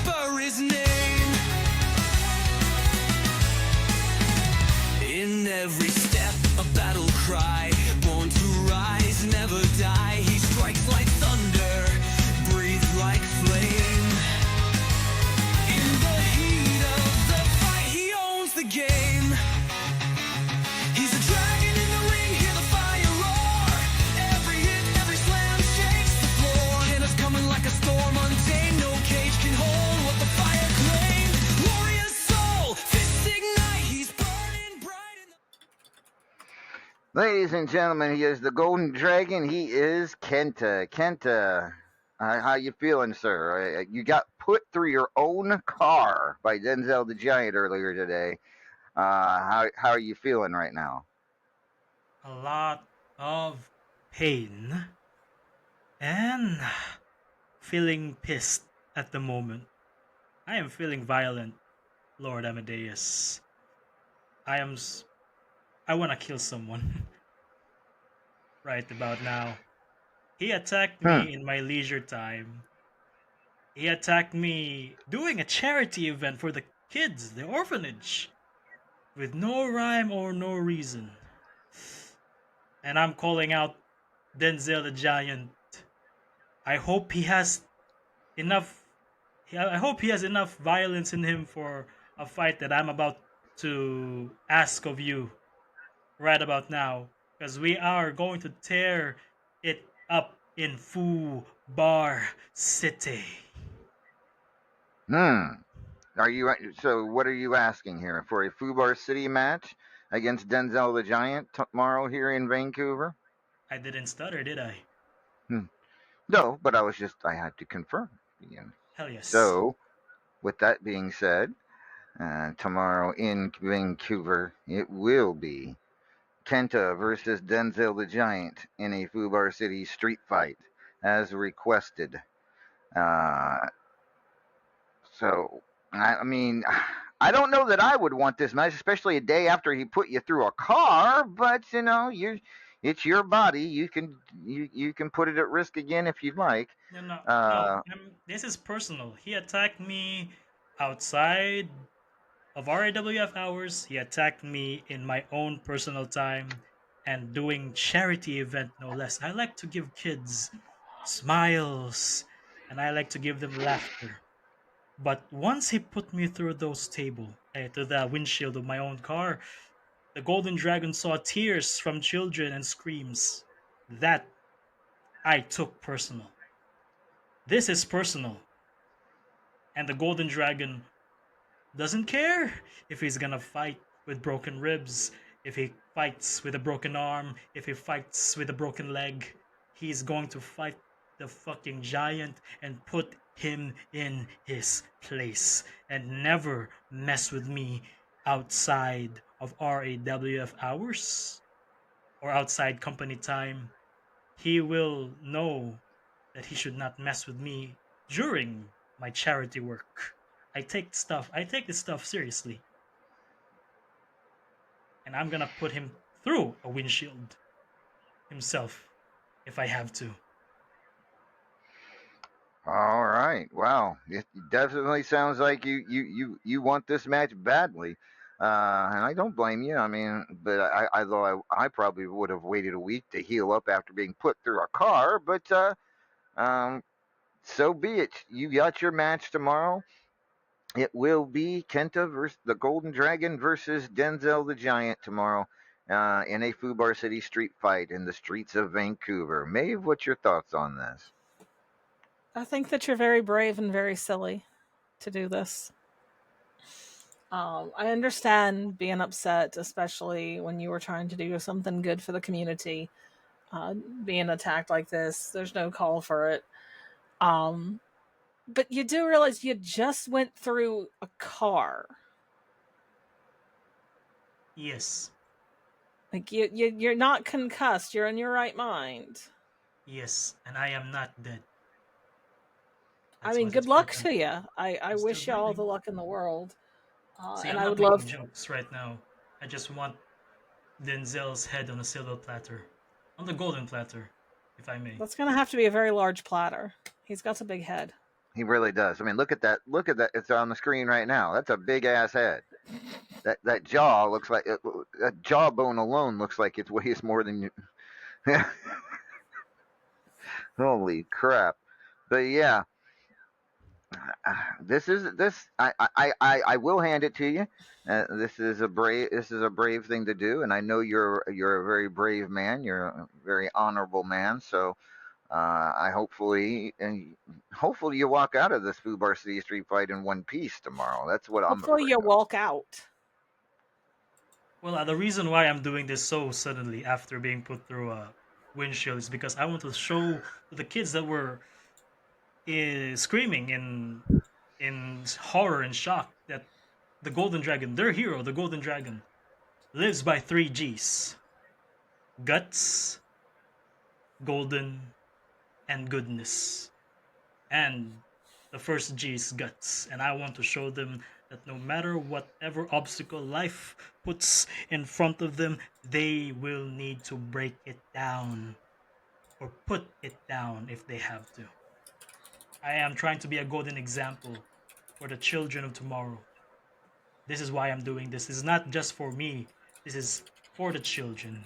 And I want to show them that even in a bad situation, you can overcome anything with a golden mind and guts in your heart.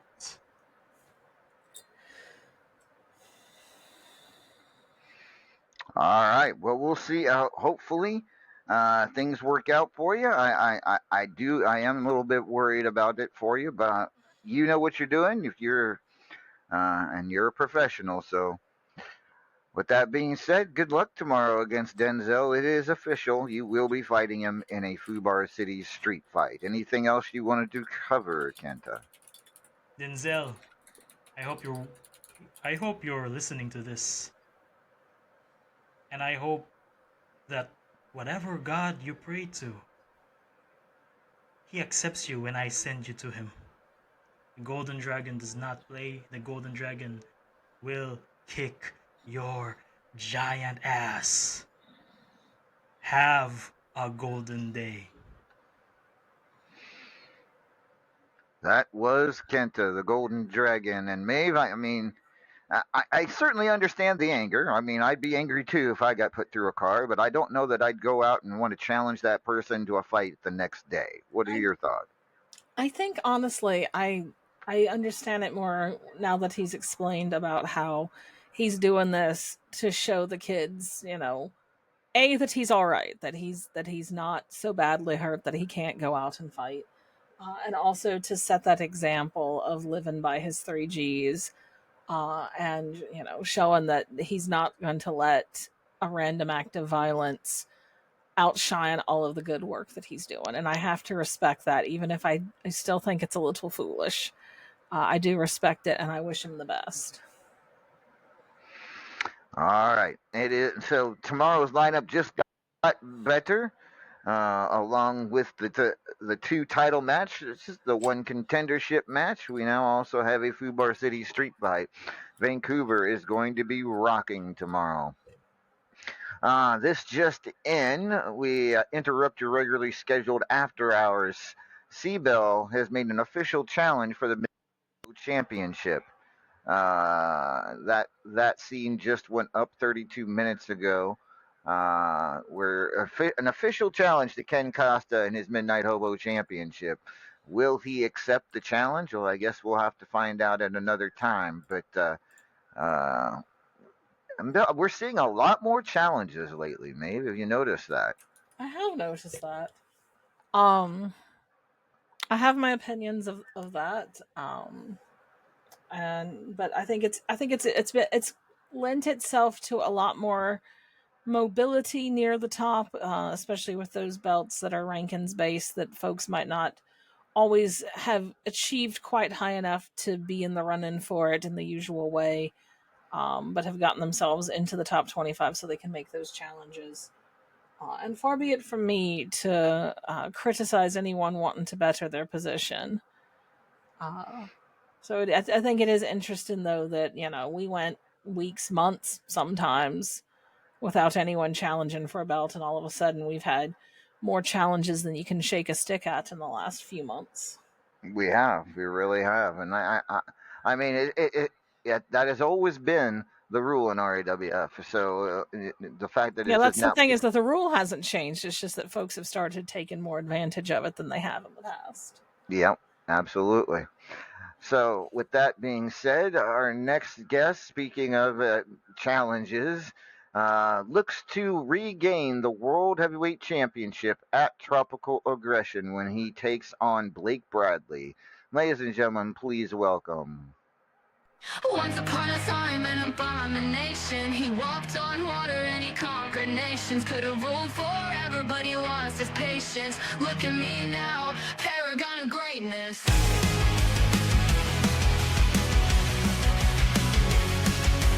First of the fallen and last of the old gods. No use fighting because you can't beat those cold odds. Beginning of time and the end of days. Civilizations crumble under his gaze. Alpha and Omega, the wrath of the God King. Paragon of greatness, about to pin you in that ring. Once upon a time, an abomination. He walked on water and he conquered nations. Could have ruled forever, but he lost his patience.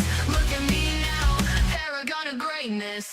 Eons ago, before time existed, they lived in the heavens and the rain persisted.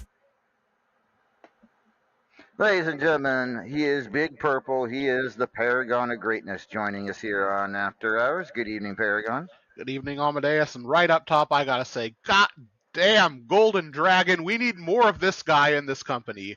I mean, I consider me a huge Kenta fan right now. He definitely was fired up tonight, no doubt about that. But with that being said, are you fired up? Are you fired up for Tropical Aggression and possibly winning the championship for the fifth time? You know what? I think that I will. I'll reserve that for a second. I think that I'll go ahead and cover our potential six-man tag match first. Go ahead and get that done up top, so I can talk about our main event in the main event of the promo, if you will. I'd feel torn in my six-man tag match. Uh, I've never made any bones about it. I have a lot of love for Mark Caliber. I have a lot of love for Ken Costa. Uh, this match, I know that we're making light of it, but this match actually does have a lot of weight. And I'm certainly not putting a lot of money into the murder's boat here, but that's not the point of this match for me. I couldn't tell you for a million lifetimes what Killer Neptune is doing. He bounces off the walls like an animaniac. Who knows?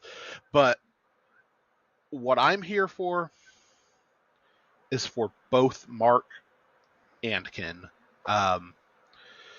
Ken, I thought in a lot of ways a few months back that there was a bit of a passing of the torch moment between myself and Ken Costa. I really wanted Ken to pave the way for for lack of a better term, the good um, leading into the future, and then he made some very questionable decisions. And a lot of people abandoned Ken. A lot of people turned their back on Ken. He lost a lot of the goodwill that he built up. And I saw somebody that means a lot to me falling, and I offered a hand to save the man from a free fall. I was there for a friend to try to save him and try to help him. And at the same time, I'm doing that for another very old friend. Mark Caliber has been in the grip of the witch winter for a while.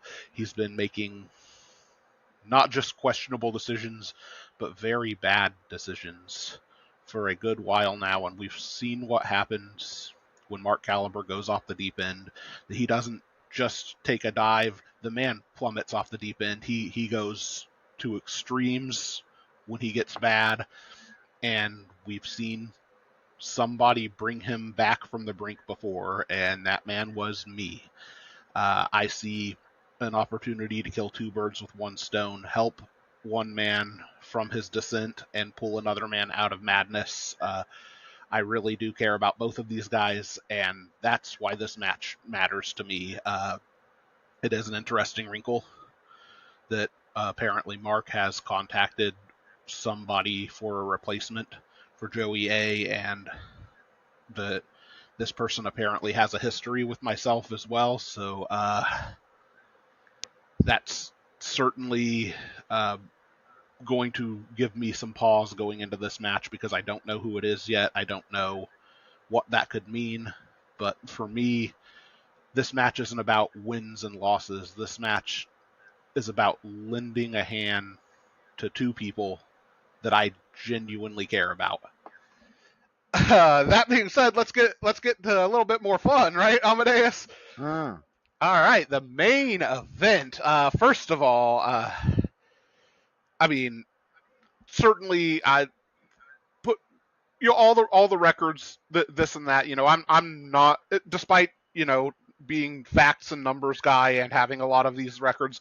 I'm really not much of a guy that puts a lot of stock into my own accolades as far as record reigns and stuff like that. I feel like the work should speak for itself, and that's what I do week in and week out. But it certainly will be nice if I am able to beat Blake Bradley, to separate myself from Mordred Nightwalker, somebody who has held that position as second place or tied for second place in World Championships for a very long time now. I certainly think that would end a lot of discussions about. I mean, would put an end to any kind of discussions that still remain about where Paragon of Greatness lies in the pantheon of RAWF. I think there's not a lot of debate at this point, but for what's left, I think that would certainly do a lot. That being said, what is important to me in this match, and the really fun part about this, is watching how right I've been about Blake motherfucking Bradley. The guy, I don't want to step on him too much while he's down, and I really hope that after I beat him for the World Championship, he lands on his feet and is able to recover. But I told the man when he was coming for my belt that the sword of Damocles, it hangs heavy, and that he was not ready to be the world champion. It took him all of, like an hour and a half before that big target on his back laid him out, and his friendships are crumbling. He doesn't know who to trust, and he seems to be in this weird nebulous space where he's the champion, but he's not particularly happy.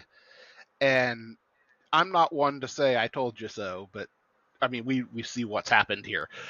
Blake is going into his first title defense of his first championship run. This is something that is incredibly important. This match really could determine not just what kind of champion Blake Bradley is, but what kind of legacy Blake Bradley will have in the future, because we've seen a number of one-hit wonder champions, people that picked up the title, held it for a very short amount of time, oftentimes less than not even ever successfully defending the title, and then that's all she wrote. And we've also seen people conquer juggernauts, become the world heavyweight champion, and begin to forge a legacy of one of the best of all time. And this is a pivotal moment for Blake Bradley. I hope that he's able to go into this match focused on the match and not all of the other things that are going on. But, I mean, look, I say what you will about Teflon Sheik. Say what you will about the Elevated Society or whatever they are in their current state. The man handed Paragon of Greatness a world heavyweight title match on a platter. I mean, could you be more dumb than that? He basically invited me to take the championship from him in Honolulu, and you know what? I'm not here to look a gift horse in the mouth. If Teflon Sheik and him want to have their whole issue, so be it. It's not involved with me. What is involved with me is that World Heavyweight Championship, and right now Blake Bradley is basically daring me to take that championship from him. And I tell you what, I'm not backing down. All right. Well, indeed, if you are able to take that championship away from him at Tropical Aggression, you will become a five-time world champion, which only one other person can say they've done, and that person can say they've done it twice as many times as five. But that's beside the point. Maeve, anything you'd like to ask Paragon? Let's see. We've talked about the tag match. We've talked about the world title match. We've talked. I would like to know more, Corkra. What do you make of folks thinking that Killa's the quiet one? Oh, look, bless you, Ken. You live in a world that I would love to be a part of. To live in a world where you think that Killa Neptune is not much of a talker, oh, what a sweet world that would be. Hopefully I really hope that you don't figure out that you're wrong about that in the process of this 6-man tag match. I hope that he just focuses on whatever cartoonish antics that he's focusing on, and he doesn't bother you, because you can ask a few people around here. Once Killa latches onto you, you're gonna be wishing that he is the quiet guy. Going on to the thing you said about whatever Animaniacs thing he's doing, we agree that he's wacko, right? Oh, of course. Just making They're baloney in the slacks for days. Okay, I'm just making sure we're on the same page. I mean, maybe he got him confused with Knox Boogie. You know what? Again, I would love that. If my brothers were just Knox Boogie and Knox Boogie, fantastic, perfection. Knox Boogie and Box Noogie. Exactly. There you go. We get rid of the shark. Everyone wins. Box Noogie. I'm not gonna dig too deep into that one, because I think that you accidentally went in a bad direction there. I think it's hilarious. It also reiterates me my gratefulness that I'm an only child. Well, at any rate, Paragon, 3 weeks from tomorrow night, you will once again have an opportunity to once again be world heavyweight champion. We'll talk more in between that time. Who do you have tomorrow? Let's take a look. Can you read it? Can you find out? It's the Monsignor, I believe. Yes, it's Evan Deadly. Evan Deadly, or is that Devin Edley? Again, I'll say the same thing I said about the World Heavyweight title match. You don't look a gift horse in the mouth. I'm not going to sit here and tell you that I'm worried about this match. But that's the way that you fail in RAWF. When you go into a match and you're not, taking it as seriously as you should, that's when things fall apart. So Evan Deadly, I'm going in there at full speed. Good luck. All right. Thank you, Paragon. Appreciate your time, and we'll talk to you again next week, I'm sure. Thank you, Amadeus. And Maeve, it's always a pleasure to have you on the co-hosting duties. You always find a fun and interesting way to shake things up. Oh, I appreciate you saying that, even though I don't think you mean it. Good night, more Corkra. So real quick, before we get to our next guest, I wanted to talk more about the attack on Randy, Maeve. And one of the reasons they said that they attacked him is partially because they're tired of the matchups they're getting, which is, yeah. You would have thought if that was seriously enough, Randy would have been attacked a long time ago.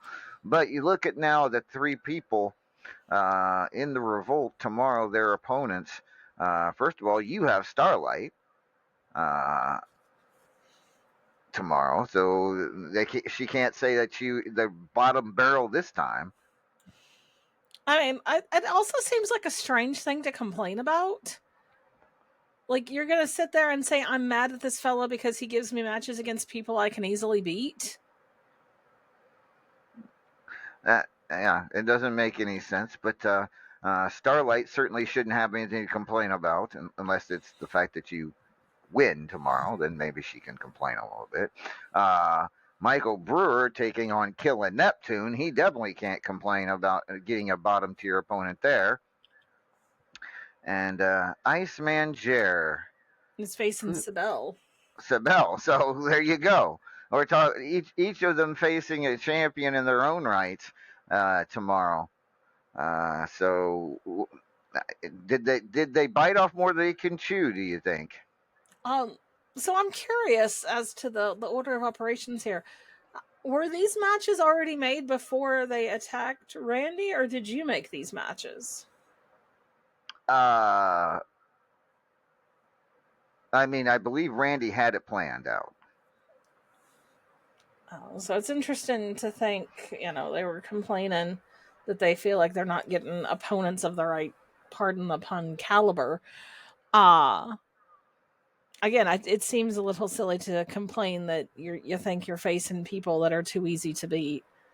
Because a win is a win in a rankings match. We don't get prestige points. So I'm not entirely sure that I understand. Like I honestly think they'd be in a better place to complain if they're having to face folks like Killa and Morcorcra and English and Sibel all the time. That's what I would complain about.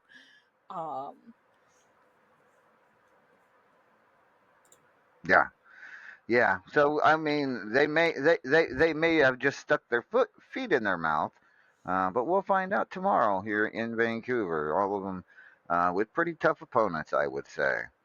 All right. Next up, ladies and gentlemen, let's talk to one half of the tag team champions. Crown and Control, and right now is ranked as of the rankings tonight, ninth, which they seem to be pretty excited about. Let's talk to the one and only.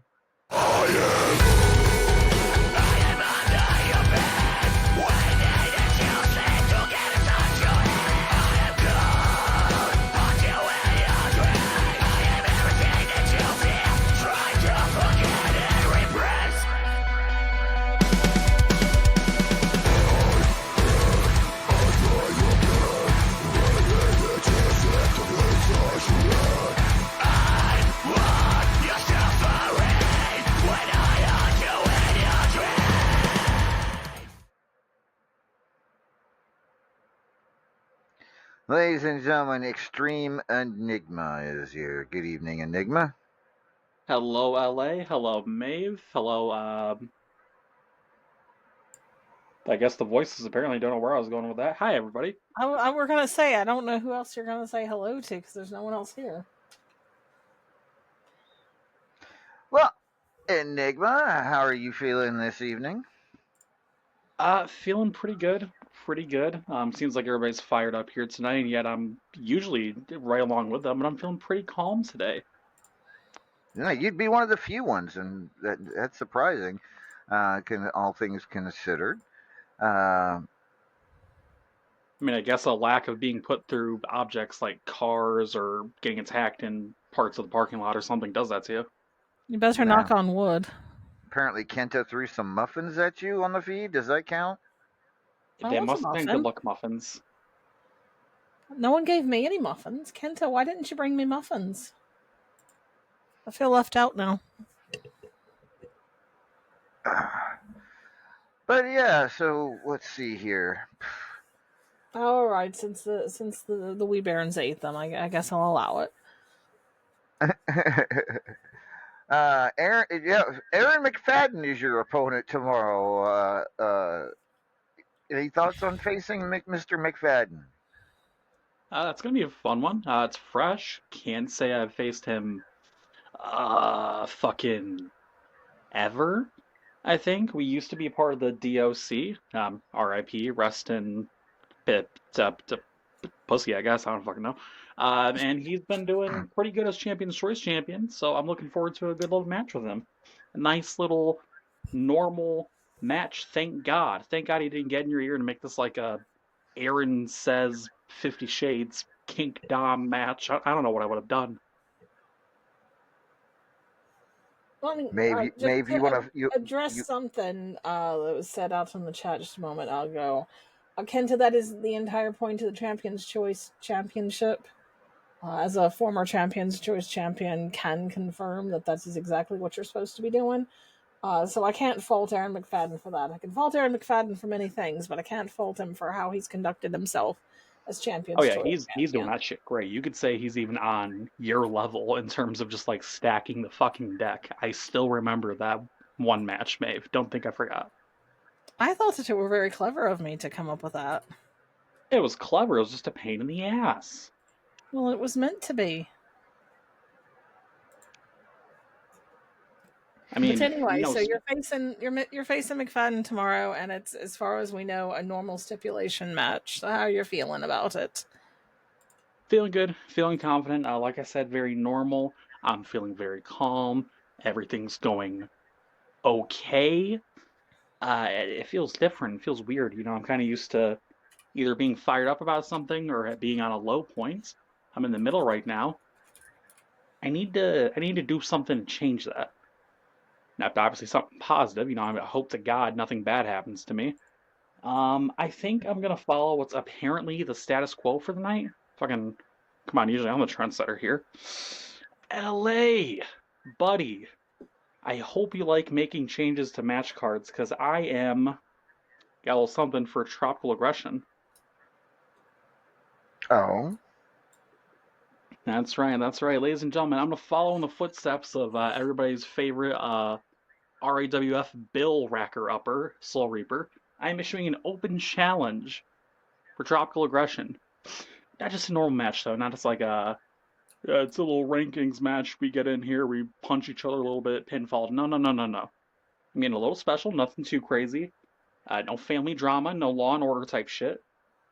No, we're just gonna do a simple tables match. Anyone on the roster who doesn't already have a match of tropical aggression. Open challenge. As long as you're not already booked, I will accept it. Come at me. I need something to do. All right. So you heard it here first, folks. Extreme Enigma and Open Challenge for Tropical Aggression, a tables match. Are you going to make a Uh, scene for that, Enigma? Do I have to? I mean, you got a better chance of someone taking you up on it if you post about it for folks who might not be here right now. Yeah, true that, true that. I mean, shit, we do got a couple people out there in chat who have been here tonight. I think everyone God, who's here in chat has matches already. I mean, I did see Jur earlier. Jer, fucking the Care Bear, the Stranglehold Behold Us. He was here earlier. If he could pop up and keep going his little momentum train. Oh, Kenta would be fun too. Is he booked yet? not officially, no.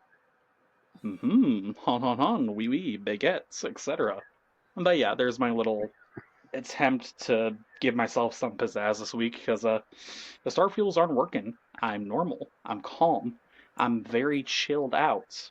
So if someone wants to take me up on that, you know, come at me. Tables match. I put you through a table, yada yada, etc. You become a free win for me. Please. That's certainly one way. Oh, I think Kenta might have taken you up on your offer. Kenta, buddy, I want to see a solid yes or no. Come on, give me. Satisfy my curiosity here. Are we doing this shit one-on-one at the big Super Slam in Maui? Are you really trying to impersonate Macho Man right now? Honolulu. Oh, yeah. It's Honolulu. Yeah, exactly. It's fuck. I was gonna joke about another city in Hawaii, but that's all I know. Krakatoa. Krakatoa's not even in the United States. Bonsai, yeah. Okay, so apparently that's a definite maybe. Why don't you make a scene and see who else goes? I would recommend you make a scene. Oh God, you're making me do all the work here. Okay, question. That's not going to count for like my second rankings period scene, right? Just want to clarify that. Have you made both your scenes yet? No, I've just made one. I would go ahead and make your second scene if you think you're not going to get full points for this one. Oh my God, you're making me do so much work around here. Nah, just kidding. You're the one who came up with this idea. And yes, that scene would count as your second one for the period. Yes. I'm just doing a quick little impersonation of everybody else in this roster who can't be fucked. Oh, you mean I gotta do work? Yeah, I can handle that. I can do that. All right, that would be my suggestion to you. Maybe we get somebody in there doesn't have a match or a problem, or hasn't been attacked, and just wants to have a fun little tables match at Tropical Aggression. It'll be a great time. We can have tea, and by tea I mean Starfuel, and by have tea I mean I violently beat the shit out of you. You're gonna sound awful foolish if you get put through that table in 5 seconds flat. You know what? Let's make a bet, Maeve, right here, right now. If I win this match, if the match happens, you give me the rest of your Midnight Hobo, but if I lose this match, I don't know, I'll do something you suggest. I don't know. Bold of you to assume you have anything I want. Damn! But I will gladly give you the Midnight Hobo just to get it out of my apartment. Yeah, you don't even have to bet for that. She wants that stuff gone. I've been trying to get rid of it for 3 years now. It's well fermented at this point. Shit's more fermented than there's a Hobo Ezekiel joke to be made here at some point. Somebody help me out here. More fermented than Hobo's armpits? Ew. That's the spirit. Oh yeah, that cream's really rising to the top, all right. I don't want to think about Hobo's armpits and cream. Thank you kindly. You sound like Kermit the Frog trying to do a Macho Man impersonation. Please stop. Hey yo, Kermit the Frog here. Shut the fuck up. Anyways. All right, Enigma. I'm sure that somebody will once you make that scene, somebody will answer the call. All right. Joe Boo could be the next Platinum Dragon champion tomorrow. Your tag team partner could walk into Tropical Aggression with 2 championships with a chance at walking out with 3. What are your thoughts on Joe Boo's success lately? Oh God. I mean, big ups to Joe Boo. I mean, the epitome lately of showing people that he can back the talk up. What? He's against Hotshot Chaz, who's like the one guy in this company who I've had the least amount of issues with. I mean, even my friends, even Jobo, I've had some issues with. Me and Chaz, we're buddies. We're besties. We're friendos. But Chaz, there's something poetic about the Xanther, the Platinum Dragon tournament winner, winning the Platinum Dragon title in the same year. Like, tell me that doesn't just bam, marquee on a theater front post. That just sounds great. So Chaz, I'm sorry, I'm voting for Jobu to come out away here with a win. You might not be wrong. We find out tomorrow here in Vancouver.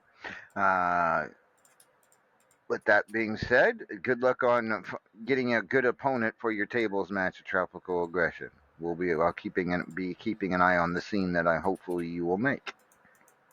Hell yeah! I mean, I gotta live up to the name, the Extreme Enigma, at some point. Anything funny to say to me before I leave, Maeve? No, I think you've handled all of the funny business yourself. I am quite funny looking. Have a good night, everybody. Extreme Enigma, ladies and gentlemen, our final guest of the evening. And, Maeve, thank you once again for helping out. The skill issue joke just left the recording studio, Sibel. No, you! All right. So, real quick, another rundown of tomorrow's program here on Superstars Live from Vancouver. We have the Fubar City Street fight between Kenta and Denzel the Giant, which is going to be a badass fight. We've got Hatfield and McCoy contendership between Big Papa and Strangleheart. For the Superstars Championship, it will be Destroyer versus the Cougar versus Cougar Knight. And in the main event for that Platinum Dragon Championship, it will be Hotshot Chaz defending against the Platinum King Joe Boo. All this and much, much more tomorrow on Superstars. Sibel just asked who Blake had. I don't see him on the list. Took him off the list to make countouts. Oh, there you go. He don't have a match tomorrow, Sibel.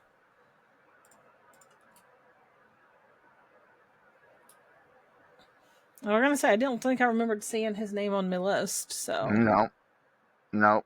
I took pretty much everybody who had a bunch of countouts. There's like 1, 2, 3, 4, 5, 6 people that have had 3 countouts or more and are out of the rankings, so they do not get uh, rankings matches on Superstars.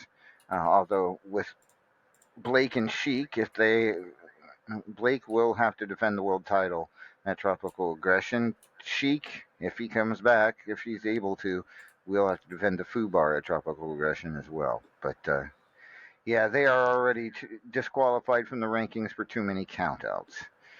So, with that being said, uh, along with several other people, where was I going? All right. So, yes, that is tomorrow's Superstars Live from Vancouver, ladies and gentlemen. We will see you then. We'll see you back here next week on RAWF After Hours. Maeve, was there any final business I needed to take care of that you? no, I think we've handled it. We've got the matches for tomorrow. Reminded folks that if you count out too much, you get dropped out of rankings. I think it's time for us to have more Corker wish everyone to stay classy San Diego. Oh, you just gotta just. Oh, I'm here to help. you are. That's At any rate, folks, thank you for joining us tonight. We will be back next week with more information on tropical aggression. This is for Maeve O'Hare. I am Lord Amadeus. Good night, everybody.